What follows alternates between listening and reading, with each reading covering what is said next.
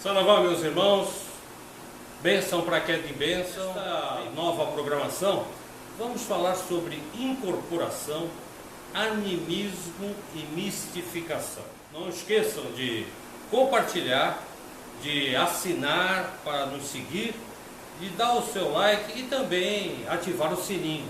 Assim você vai estar sempre recebendo as nossas publicações. Roda a vinheta.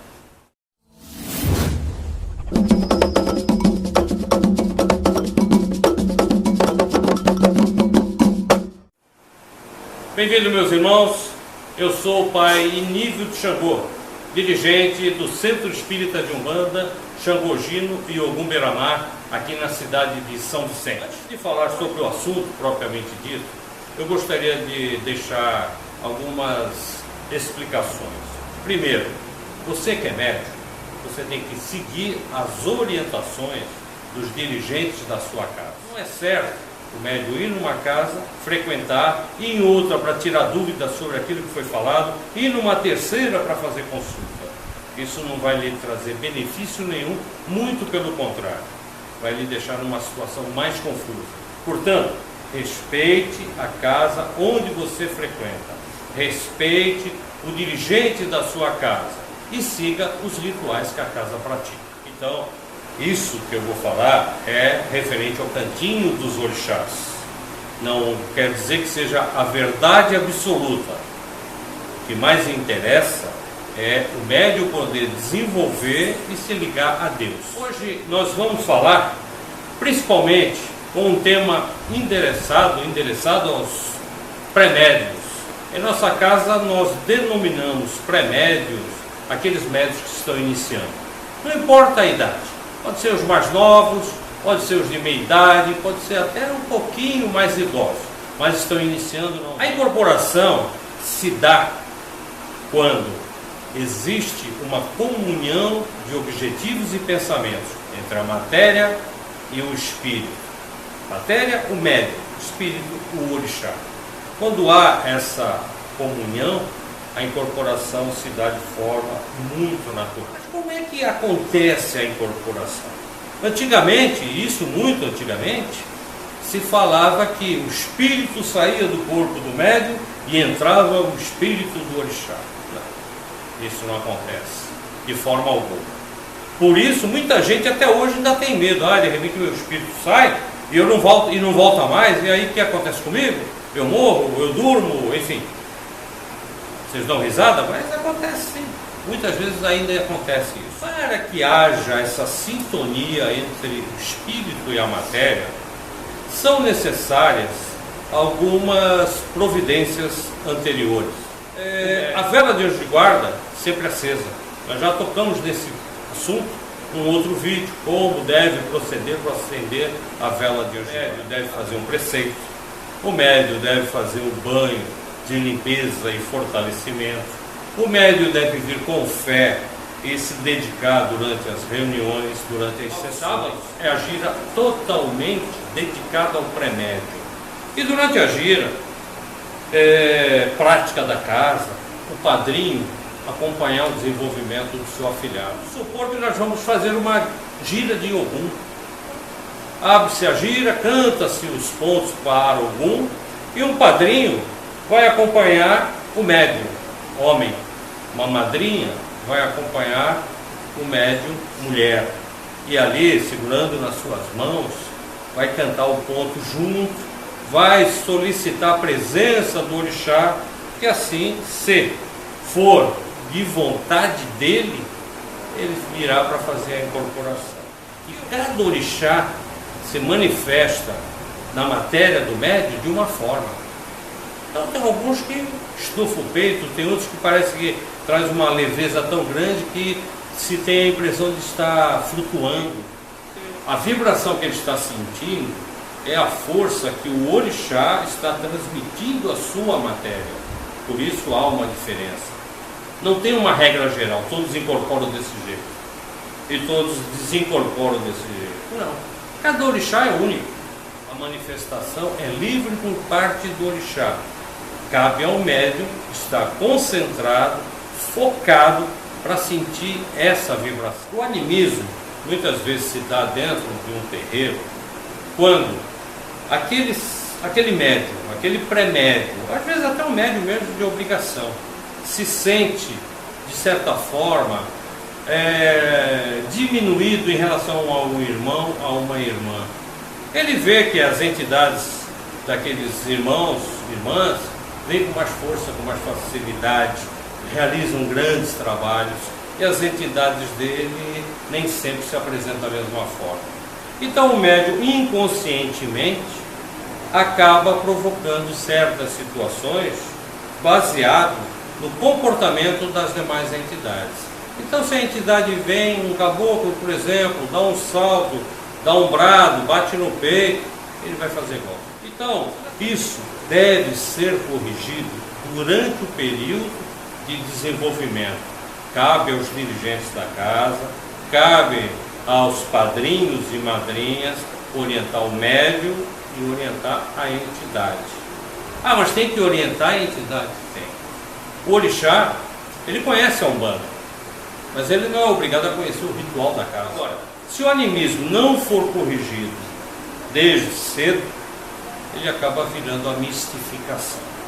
E o que vem a ser a mistificação é quando o médium, às vezes por vaidade, por falta de humildade, por achar que ele é um grande médium. Como é que a gente percebe isso? Quando o médium começa assim, porque o meu caboclo, porque o meu preto velho, porque o meu Exu, para, não é seu não. Você é do Exu, você é do caboclo, você é do preto velho. Eles te escolheram para você trabalhar para eles. Porque eles têm uma missão para cumprir e desenvolver. E você tem uma missão para cumprir e desenvolver. Eles vão lhe ajudar, desde que você siga aquilo que eles desejam. Porque o momento que você deixar de seguir, eles vão se afastar. O médium se sente na obrigação de prestar contas, seja para assistência, seja para os irmãos, seja para os consulentes, e começa a imitar os orixás, a ter um comportamento dentro do terreiro praticamente como seria o orixá. Só tem uma diferença. A vibração que o orixá traz ao médium é uma. Quando o orixá não está presente, não tem vibração nenhuma. A corrente percebe que ali tem um elo quebrado.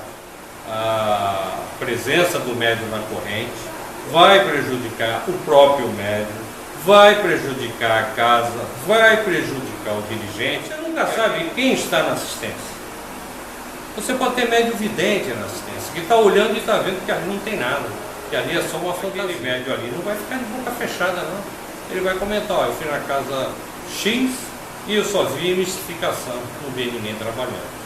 Sabe quando esse médium volta nesse terreiro? Nunca mais.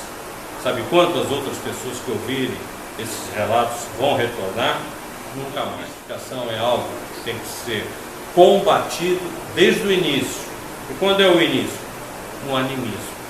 Cabe aos dirigentes da casa estarem alertas, sempre, e orientar os seus filhos mais graduados, para que eles também possam aprender e poder auxiliar o médium e a entidade. O que mais acontece, e as pessoas muitas vezes falam sem ter noção, é dizer assim, eu senti que o meu orixá veio, ele queria bater no peito e ele queria dar um brado, mas eu fiquei na dúvida se era ele ou se era eu. Eu acho que era coisa da minha cabeça. É lógico que é da sua cabeça, mas quem está comandando é o orixá. Porque o orixá não se comunica com você através do cotovelo, não se comunica com você através do umbigo, do joelho, é através da nossa coroa, é através da glândula pineal que está em nosso cérebro. Quando você recebe a informação, quando você recebe a vibração do orixá, não é a sua cabeça, porque ele vai tomar conta aos poucos. O orixá pode lhe conhecer já do astral, mas ele não conhece quando tem a incorporação. E você também não o conhece quando ocorre a incorporação. O mais importante é você ter fé e acreditar, e deixar a coisa acontecer normalmente. O desenvolvimento mediúnico de cada ser humano tem uma posição específica, não se pode dizer que são todos iguais, mas cada um tem a sua forma.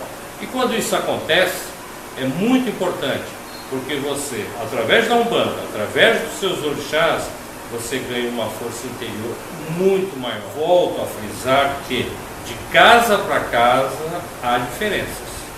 Na nossa casa nós ensinamos nossos filhos dessa forma. O que é o Quiumba?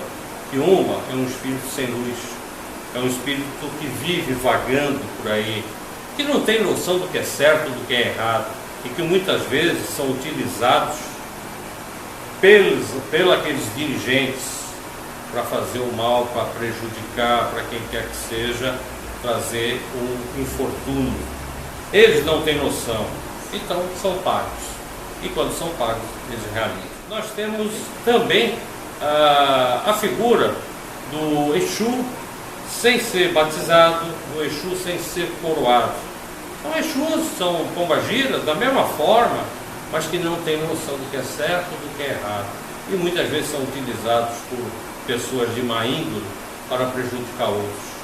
Esses Exus, quando forem batizados, quando forem coroados, quando forem libertos dessa verdadeira escravidão pelos orixás, pelos falangeiros, eles nunca mais irão fazer um mal a ninguém. Egum é um espírito que já encarnou, já viveu na Terra, encarnado. Desencarnou, ascendeu, cresceu, e hoje ele pode retornar na Umbanda como um preto velho, como um caboclo, como uma criança, como um Xangô, como um... Existe também a possibilidade desse Egum, se amanhã ou depois, por uma necessidade extrema, ele ter que reencarnar, ele vai reencarnar. E assim é que Deus determina. Meus irmãos, para encerrar essa nossa veiculação, eu gostaria de relembrar: cada casa tem as suas regras, os seus preceitos, as suas formas de conduzir os trabalhos. Mais importante não é questionar se isso está certo, se isso está errado, se isso é verdadeiro, se isso é falso. Mais importante é orientar seus filhos para termos uma Umbanda muito mais forte e principalmente uma Umbanda de muita fé. Não esqueçam, compartilhem, deem o seu like, ative o sininho e nos acompanhem nas publicações, porque a Umbanda em minha vida vai estar sempre presente no YouTube. Salve Umbanda!